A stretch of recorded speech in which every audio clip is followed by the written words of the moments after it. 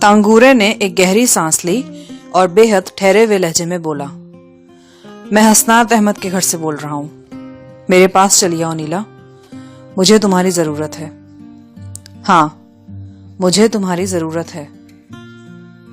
Phone line پر ایک بار پھر خاموشی چھا گئی۔ یہ 7-8 سیکنڈ کی خاموشی تھی، لیکن یوں محسوس ہوا جیسے برسوں سے یہ لائن خاموش ہے اور میں ریسیور کان سے لگائے بیٹھا ہوں۔ اگر میری یہ کیفیت تھی تو تانگورے کی کیا کیفیت ہو سکتی تھی؟ عین اس وقت جب میں یہ سوچنے لگا تھا کہ شاید یہ لائن کٹ جائے گی، انیلا کی اشک بار آواز فون پر ابھری۔ اس نے عجیب وجدانی لہجے میں کہا، میں آ رہی ہوں تانگورے، میں 15-20 منٹ کے اندر آ رہی ہوں۔ اس کے بعد جو کچھ ہوا وہ بڑی تیز رفتاری سے ہوا۔ واقعی 20-25 منٹ کے اندر انیلا قصبے کے اس مضافاتی مکان پر پہنچ گئی۔ وہ اپنی شیراٹ گاڑی خود ڈرائیو کر کے لائی تھی۔ وہ ایک کھلے ہوئے گاؤن میں تھی اور بال شانوں پر بکھر رہے تھے۔ وہ سیدھی تانگورے کے پاس کمرے میں پہنچی۔ دونوں آدھا پون گھنٹہ کمرے میں بند رہے، پھر تانگورے کا دوست حسنات احمد اور اس کا والد بھی کمرے میں چلے گئے۔ تھوڑی دیر بعد میں سن رہا تھا کہ تانگورے اور انیلا بدھ مت کے طریقے کے مطابق رشتہ ازدواج میں منسلک ہو رہے ہیں۔ میرے لیے یہ خبر چونکا دینے والی اور حیرت انگیز تھی۔ حسنات احمد کا والد باہر کیا اور ٹویوٹا گاڑی میں بیٹھے 2 بھکشوؤں کو اندر لے آیا۔ میرے اندازے کے مطابق یہ دونوں حضرات شادی کی مذہبی رسوم کی انجام دہی کے لیے یہاں بلائے گئے تھے۔ حسنات احمد کا والد سابقہ ایڈوکیٹ تھا اور ایسے معاملات کی تمام باریکیاں اچھی طرح سمجھتا تھا۔ اس نے 2-3 معتبر گواہ بھی جمع کر رکھے تھے۔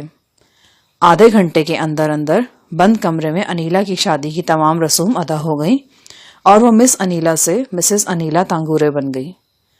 یہ سب کچھ اتنی تیزی اور آنن فانن ہوا کہ خواب جیسا لگا۔ انیلا تانگورے سے بہت دور جا چکی تھی، لیکن تانگورے کا عشق اسے کچے دھاگے سے باندھ کر یہاں لے آیا تھا۔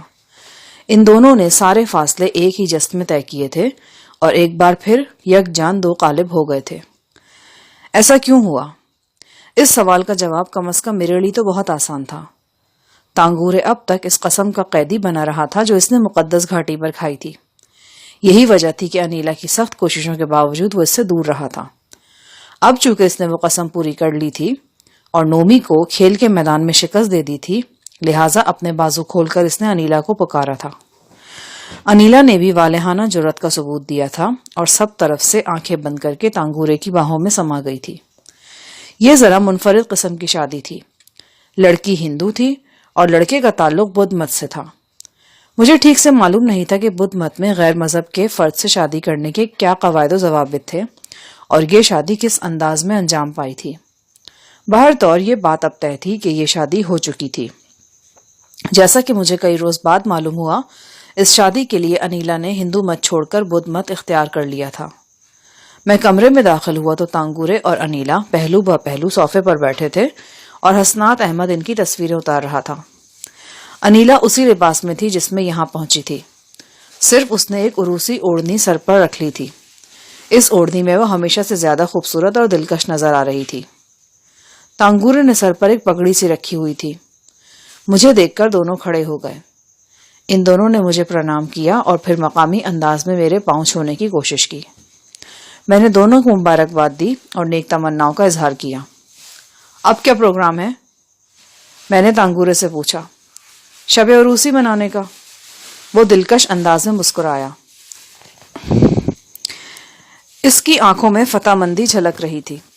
مجھے یوں لگا جیسے ابھی اس نے کراس کنٹری ریس جیتی ہے اور اس جیت کے صلے میں سے انیلا ٹرافی کی صورت میں ملی ہے۔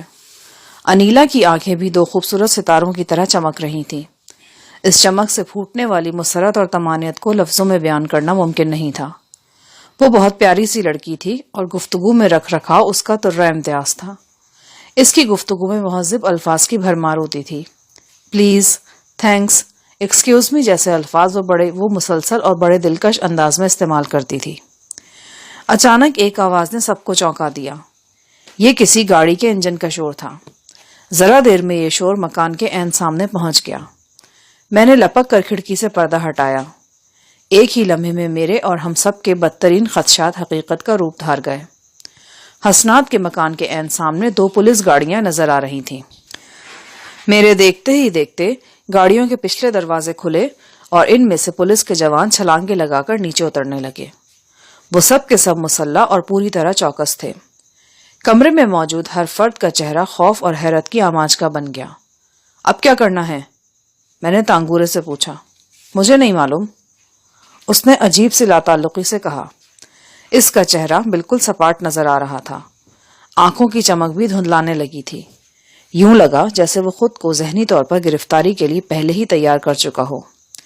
گرفتاری سے پہلے بس اس کی یہی خواہش تھی کہ وہ انیلا کو اپنا لے۔ یہ خواہش پوری ہو چکی تھی اور اب اسے کوئی پریشانی نہیں تھی۔ میں نے اپنا بھرا ہوا پسٹل لباس میں سے برآمد کیا اور تانگورے سے کہا، چلو میرے ساتھ، میں تمہیں یہاں سے نکالنے کی کوشش کرتا ہوں۔ انیلا کے چہرے پر رضامندی کے آثار نظر آئے، لیکن تانگورے نے انکار کر دیا۔ کوئی فائدہ نہیں شاہجہان صاحب، میں سمجھتا ہوں کہ مجھے گرفتاری دے دینی چاہیے۔ سوچ لو اچھی طرح، مجھے ان لوگوں کے ارادے تمہارے بارے میں کچھ ٹھیک نہیں لگتے۔ سوچنے کا وقت تو گزر چکا، تانگورے نے کہا۔ انیلا تانگورے سے لپٹ گئی اور سسکیوں سے رونے لگی۔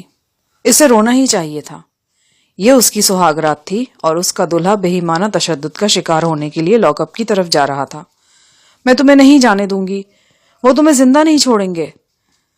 اسی دوران میں کوریڈور سپاہیوں کے وزنی بوٹوں کی چاپ سے گونج اٹھا۔ اب کوئی لمحہ جاتا تھا کہ پولیس اندر داخل ہونے والی تھی۔ اگر میں بھی ان لوگوں کے ساتھ ہی پولیس کے ہتھے چڑھ جاتا تو یہ نادانی تھی۔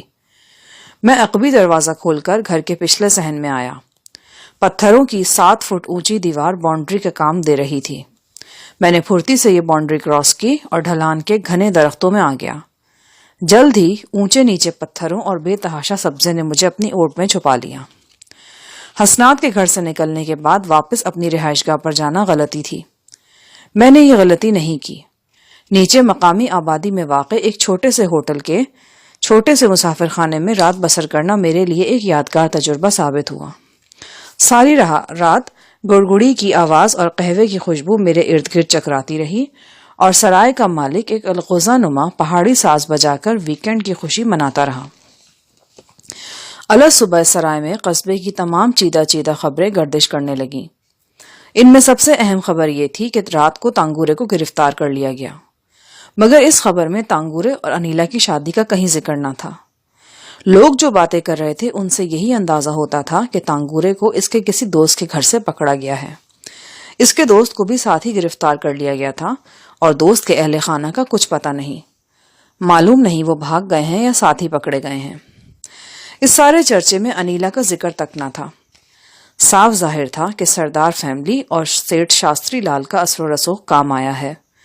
پولیس والوں کی جیبیں گرم ہو گئی ہیں اور انہوں نے اس واقعے میں سے انیلا اور اس کی شادی کا ذکر صاف کر دیا ہے۔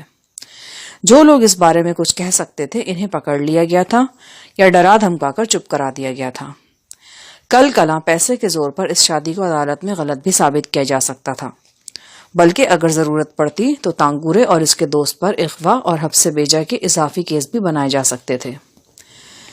اسی سرائے میں اتفاقاً میری ملاقات تانگورے کے ایک اور دوست سے ہو گئی۔ یہ دوست بھی پولیس کے خوف سے چھپتا پھرتا تھا۔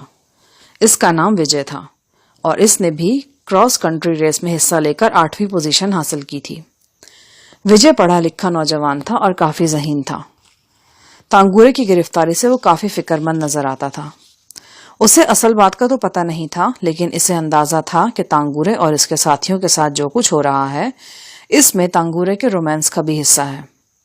وہ کہنے لگا، شاہجہان صاحب، یہ سارا کیا دھرا پولیس آفیسر جگن ناتھ کا ہے۔ وہ 1 نمبر کا بدماش آفیسر ہے اور سردار فیملی سے اس کے گہرے روابط ہیں۔ آپ اسے سردار فیملی کا نمک خوار بھی کہہ سکتے ہیں۔ وہ تانگورے اور دوسرے لڑکوں کے ساتھ بہت برا سلوک کرے گا۔ ان پر دہشت گردی کا الزام یوں ہی نہیں لگائے گیا۔ اگر آپ کسی طرح اس شخص کو اپروچ کر سکیں تو یہ بہت بڑا کام ہوگا۔ میں نے اپنے پسندیدہ برانڈ کے سگریٹ کا کش لیتے ہوئے کہا، میں اپروچ ضرور کروں گا، لیکن پولیس آفیسر جگن ناتھ کو نہیں، اس شخص کو جو جگن ناتھ کا باپ ہے۔ جگن ناتھ کا باپ؟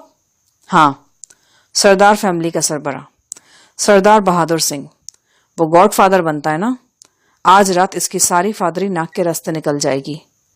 یہ کیا کہہ رہے ہیں آپ سردار بہادر سنگھ سے ٹکر لیں گے؟ کیوں؟ اس میں حیرانی کی کیا بات ہے؟ وہ بھی ہماری تمہاری طرح گوشت پوست کا انسان ہے. وہ رات سردار بہادر سنگھ پر واقعی قیامت کی طرح آئی. سردار بہادر سنگھ کا تمام ڈیٹا میں ایک روز پہلے ہی معلوم کر چکا تھا. نوجوانی اور درمیانی عمر میں وہ بڑا رنگ باز شخص تھا، اور وہ ساری برائیاں اس میں تھی جو اس ٹائپ کے سرداروں اور چودھریوں میں ہوتی ہیں. بازار حسن سے کسی عورت کو تفریح طبع کے لیے لانا اتنا گھناؤنا فعل نہیں جتنا گھناؤنا فعل یہ ہے کہ تفریح طبع کے لیے کسی عورت کو بازار حسن میں پہنچا دیا جائے. اور سردار بہادر سنگھ کی وجہ سے کئی عورتیں بازار حسن میں پہنچی تھیں. ریس اور شراب اس کی پرانی کمزوری تھی. بہرحال عمر بڑھ جانے کے بعد اس نے پینترا بدل لیا تھا. بالکل جس طرح شیر بوڑھا ہونے کے بعد آسان شکار کو ترجیح دیتا ہے، سردار بہادر نے بھی اپنی راتوں کو رنگین کرنے کے لیے ایک آسان راستہ چن لیا تھا. پچھلے 4 سال میں اس نے 2 شادیاں اور کی تھیں اور اب 3 بیویوں کا بلا شرکت غیر مالک تھا. وہ سخت مزاج بھی مشہور تھا.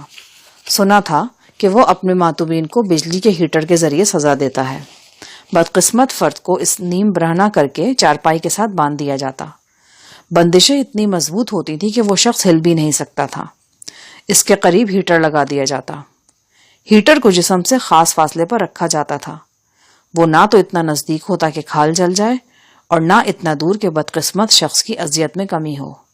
دھیمی آنچ پر پکنے والی یہ سزا بڑی دردناک تھی. جسم کے مساموں سے تیل رسنے لگتا تھا اور سزا پانے والا موت کی دعا مانگتا تھا. سردار بہادر سنگھ جاگنگ کا بھی شوقین تھا.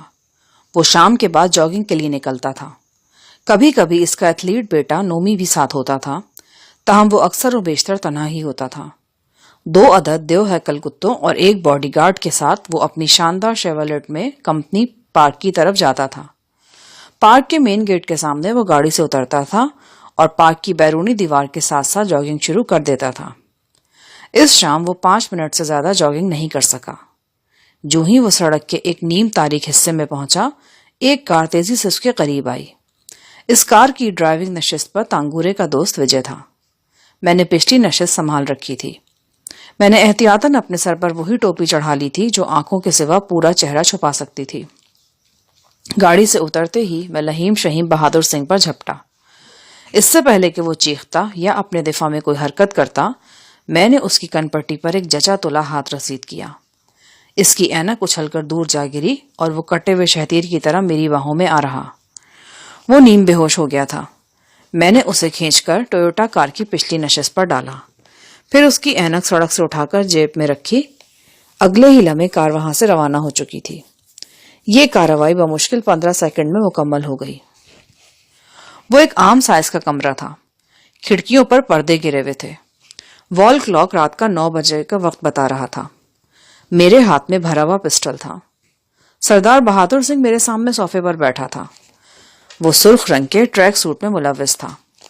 اس کی کنپٹی پر نیلگوں گومڑ نمودار ہو چکا تھا اور غصے کی شدت سے اس کی توند بری طرح پھول پچک رہی تھی. آخر کون ہو تم، اور یہ کیا ناٹک رچا رکھا ہے تم نے؟ اتار دو یہ ٹوپی. میں نے بتایا نا کہ میں سلطانہ ڈاکو ہوں، اور سلطانہ نیک اور باپردہ ڈاکو تھا. دیکھو، مجھ سے سیدھی طرح بات کرو. تم جانتے نہیں کہ تم نے کس شخص پر ہاتھ ڈال دیا ہے. مجھے تو تم پہ ترس آ رہا ہے. حالانکہ ترس تمہیں خود اپنے آپ پر آنا چاہیے. یہاں تمہاری جو درگت بننے والی ہے وہ یادگار ہوگی. کینڈی میں ہونے والی کراس کنٹری ریس کی طرح لوگ تمہارے حشر کو بھی مدتوں یاد رکھیں گے.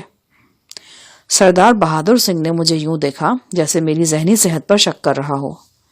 اس کی بلیک اینڈ وائٹ صحت مند مونچھیں غصے سے پھڑکی. مجھے یوں لگا جیسے وہ مجھ پر جھپٹ پڑے گا، لیکن اس نے پھر اپنے غصے پر قابو پایا. تم یہ ٹوپی پہن کر اور بگڑے لہجے میں انگریزی بول کر مجھے بے وقوف نہیں بنا سکتے.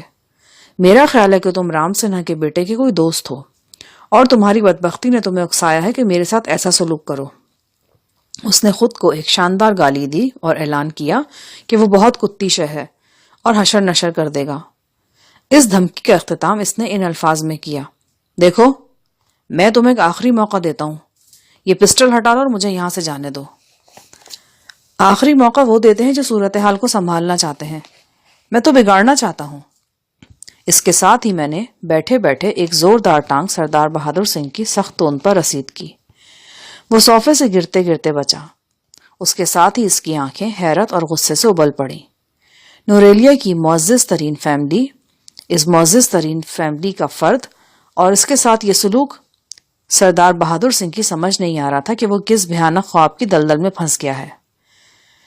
میں نے تمہیں بتایا ہے نا کہ تانگورے وغیرہ سے میرا اتنا ہی تعلق ہے جتنا کسی مظلوم سے سلطانہ ڈاکو کا ہو سکتا ہے۔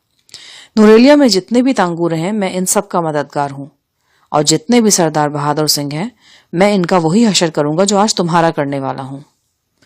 ایک دم سردار کی آنکھوں میں پسپائی کے آثار نظر آنے لگے۔ اس نے اچھی طرح کھنکار کر گلا صاف کیا اور بولا، کوئی بھی کام بلا وجہ نہیں کیا جاتا۔ تم نے یہ سب کچھ کیا تو تمہارا کوئی مطالبہ بھی ہوگا۔ فی الحال میرا صرف ایک ہی مطالبہ ہے، تم انڈر ویئر کے سوا اپنے سارے کپڑے اتار دو۔ سردار بہادر سنگھ کا چہرہ فق ہو گیا۔ توند پر لگنے والی ٹھوکر ہی اس کے لیے قیامت تھی۔ کیا کہہ رہے ہو تم؟ ایسی کوئی انہونی بات نہیں کی میں نے۔ اس سے ملتا جلتا مطالبہ تم بھی کئی لوگوں سے کر چکے ہو۔ ممکن ان میں کچھ شریف لڑکیاں بھی شامل ہوں جو کسی کو صورت تک نہیں دکھاتی۔ میرے تیور بہادر سنگھ کا پتا پانی کر رہے تھے۔ دیکھو، ہم دونوں جانور نہیں ہیں، پرماتما نے ہمیں زبان دی ہے، ہم بول سکتے ہیں، ایک دوسرے کی بات سمجھ سکتے ہیں۔ آخر تمہارا مطالبہ کیا ہے؟ میرا مطالبہ یہی ہے کہ تم اپنے کپڑے اتار دو۔ ویسے بے فکر رہو، میں الیکٹرک ہیٹر سے تمہاری توند کی چربی نہیں پگھلاؤں گا، میرے پاس اپنے طریقے ہیں۔ ایک دم کوئی نئی بات سردار بہادر سنگھ کے ذہن میں آئی۔ وہ زیادہ خوفزدہ نظر آنے لگا۔ میری طرف وہ انگلی اٹھا کر بولا، کہیں تم وہی تو نہیں ہو جس نے شاستری لال کے بیٹے؟ ہاں، اس کے بازو بھی میں نے توڑے تھے۔ میں نے تم سے کہا تھا نا کہ میں آج کل نوریلیا میں گھوم پھر رہا ہوں، جہاں کسی سے زیادتی ہوتے دیکھتا ہوں اس کی مدد کرتا ہوں۔ نوریلیا میں کئی لوگ تصدیق کریں گے کہ ٹوپی پوش عرف سلطانہ ڈاکو نے ان کی مدد کی ہے، اور خبردار اپنی جگہ بیٹھے رہو، میں نے کڑک کر کہا۔ میں نے دیکھا تھا کہ بہادر سنگھ صوفے سے اٹھنے کی کوشش کر رہا ہے۔ میری ڈانٹ نے اسے پھر صوفے پر ڈھیر کر دیا۔ اگر تم تانگورے کے ساتھی ہو اور اسے بچانا چاہتے ہو تو ہم اس سلسلے میں بات کر سکتے ہیں۔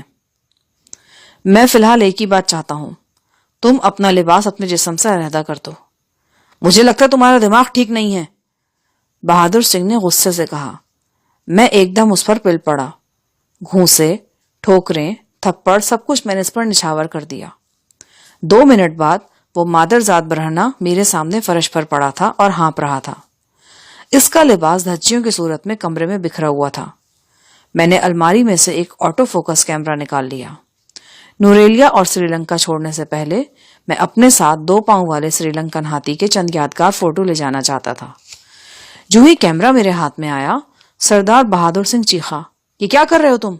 تمہارا دماغ تو خراب نہیں ہے؟ اس میں دماغ کی خرابی والی کون سی بات ہے؟ کیا تم نے کسی کو تصویر اتارتے نہیں دیکھا؟ اس کے ساتھ ہی میں نے کیمرہ آنکھ سے لگایا اور انگلی بٹن پر رکھ دی۔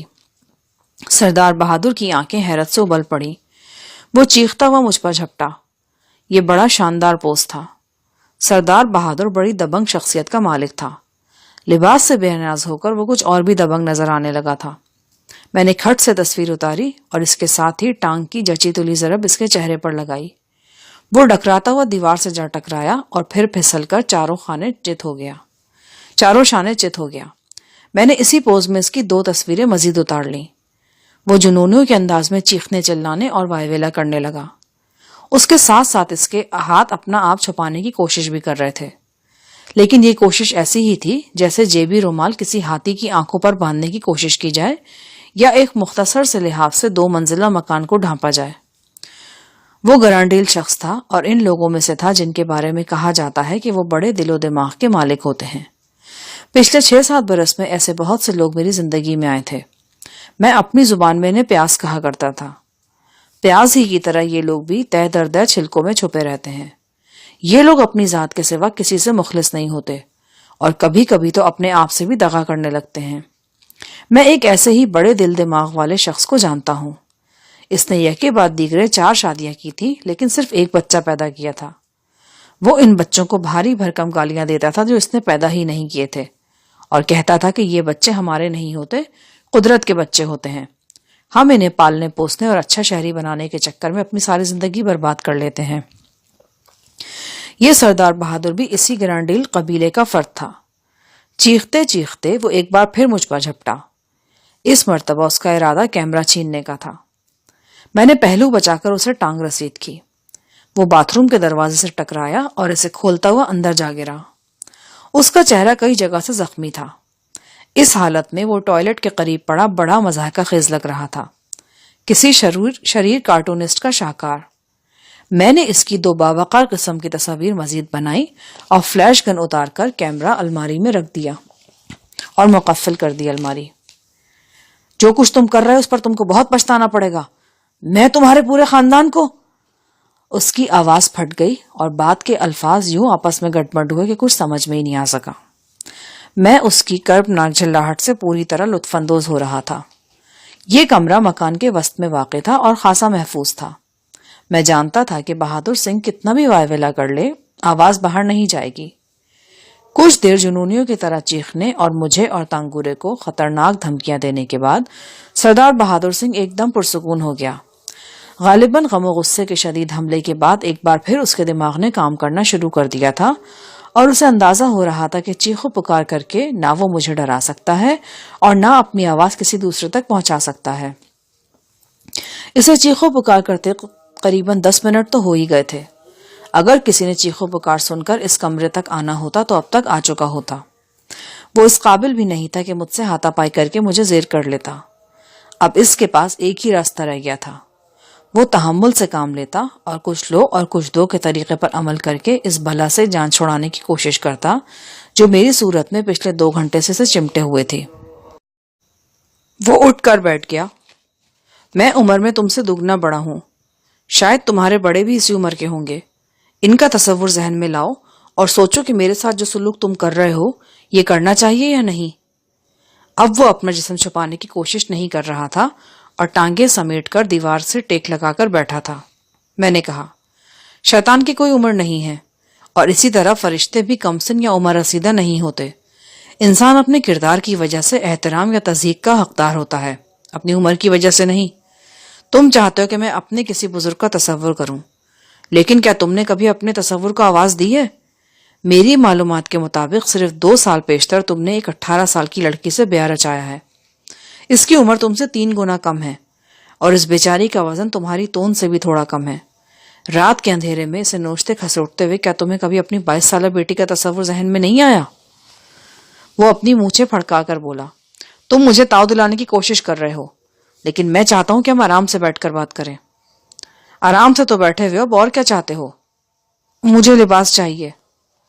مجھے یقین ہے گئے ماہو سال کی ریشمی تنہائیوں میں یہ درخواست تم سے کئی لڑکیوں نے کی ہوگی، لیکن تم نے وہی کیا ہوگا جو تمہارا دل چاہتا ہوگا۔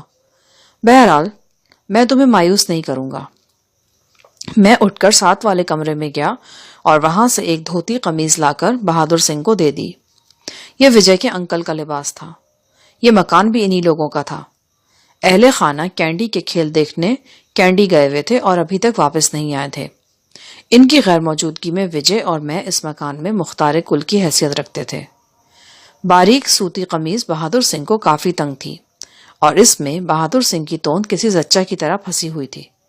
بہت مذائقہ خیز لگ رہا تھا وہ اس کم ناپ والے لباس میں۔ بہرحال یہ مذائقہ خیزی بے لباسی والی مذائقہ خیزی سے کم تر تھی۔ لباس پہن کر وہ صوفے پر بیٹھ گیا۔ رومال سے خون آلود چہرہ پونچھ کر وہ کچھ دیر گہرے گہرے سانس لیتا رہا، پھر بولا، میں نہیں جانتا کہ تم کون ہو اور تمہارا مقصد کیا ہے، لیکن اس مقصد کے لیے تم نے جو راستہ اختیار کیا ہے وہ بہت بے وقوفی کا ہے اور بہت برا بھی۔ تمہاری دوسری بات میں مانتا ہوں، یہ برا راستہ ہے، لیکن تم جیسے برے لوگوں سے نمٹنے کے لیے اس کے سوا اور کوئی چارہ بھی نہیں ہوتا۔ تم نے میری تصویریں اتاری ہیں، اس کا مطلب تم مجھے بلیک میل کرنے کا ارادہ رکھتے ہو۔ میں کوئی ارادہ نہیں رکھتا، میں تو واقعی تمہیں بلیک میل کر رہا ہوں۔ یہ بہت صاف ستھرا کیمرہ ہے اور بہت صاف ستھری تصویریں اتارتا ہے۔ یہ رنگین پرنٹ میں تمہارے جسم کا ایک ایک بال صاف نظر آئے گا۔ کیا کرو گے تم ان تصویروں کا؟ ہاں، واقعی یہ سوچنے والی بات ہے۔ اگر یہ کسی ملائم سی لڑکی کی تصاویر ہوتی تو اچھے خاصے روپے ہاتھ آ سکتے تھے۔ نوجوان نسل میں آج کل ایسی تصویروں کی بڑی مانگ ہے۔ بہرحال پریشانی کی بات نہیں، تمہاری ان تصویروں کے 101 استعمال میرے پاس موجود ہیں۔ میں ان کی 50 کاپیاں نکلواؤں گا۔ تمہارے خاندان اور حلقہ ارباب میں شامل ہر فرد کو یہ تصویر बसरिया डाक अरसाल कर दी जाएंगी। तुम्हारे बेटे, तुम्हारी बहुएं, तुम्हारे पोते पड़पोते सब ये तस्वीरें देखेंगे। बेशक इनमें से बहुत से तुमसे जिक्र नहीं करेंगे, लेकिन वो सब के सब तुम्हें खुली किताब की तरह पढ़ लेंगे। ये तो मैंने तुम्हें सिर्फ एक तरीका बताया है, ऐसे बेशुमार तरीके मेरे पास हैं। बल्कि अगर तुम चाहो तो मैं ये तस्वीरें प्ले बॉय जैसे रसालों में शाया करवा के तुम्हें बैनुल अक़वामी शख्सियत बना सकता हूँ। मेरा पुरएतमाद लहजा सरदार बहादुर सिंह का पित्ता पानी कर रहा था। कोई कमजोर शख्स होता तो अब तक टूट फूट चुका होता, लेकिन वो खुद को संभाले हुए था। खुश्क लबों पर जुबान फेरकर बोला, मैं नहीं जानता कि तुम कौन हो, लेकिन इतना जरूर जानता हूं कि तुम मुझे अंडर एस्टिमेट कर रहे हो। शायद तुम्हें मालूम नहीं कि हमारी पुलिस ब्लैकमेलरों से निमटना अच्छी तरह जानती है, और ब्लैकमेलर्स के लिए सजाएं भी बहुत सख्त हैं। पकड़े गए तो मौत से बदतर जिंदगी हो जाएगी तुम्हारी। मकामी पुलिस का सरबरा जुगन्नाथ श्रीलंका का सख्त तरीन पुलिस ऑफिसर है। वो और आज दोपहर का खाना वो मेरे घर में मेरे साथ खाकर गया है। ठीक 9 बजे मेरी इससे फिर मुलाकात थी। अब 10 बज चुके हैं। यूं ही इससे मेरी खैरियत के बारे में शक हुआ वो हरकत में आ जाएगा, और इसके साथ पूरे नोरेलिया की पुलिस हरकत में आ जाएगी। ओह गॉड, तुमने सब कुछ पहले क्यों नहीं बताया? मैंने मसनूई तशवीर जाहिर करते हुए कहा, अब जो बता रहा हूं। लेकिन अब क्या हो सकता है? मेरे कैमरे में बस यही 6-7 तस्वीरें हैं। क्या मतलब? मतलब ये कि मजीद तस्वीरें नहीं हैं, वरना मैं तुम्हारी इज्जत में कुछ और इजाफा करता। तुम जैसे लोग बेबस औरतों को काबू में रखने के लिए अपने कारिंदों के साथ इनकी बड़ी पाकीज़ा किस्म की तस्वीर बनवाते हैं। मैं किसी भी बाजारी औरत को फोटो सेशन के लिए बुला लेता, वो तुम्हारे साथ बड़े अच्छे अच्छे पोज बनाती। सच्ची बात है, तुम जैसे बारसों खबीसों की इज्जत बढ़ाकर बड़ा मजा आता है मुझे। जिस शख्स के ताल्लुकात इतने बड़े बड़े अफसरान से होते हैं, इसकी इतनी खातिर तवाज़ो करता हूं मैं।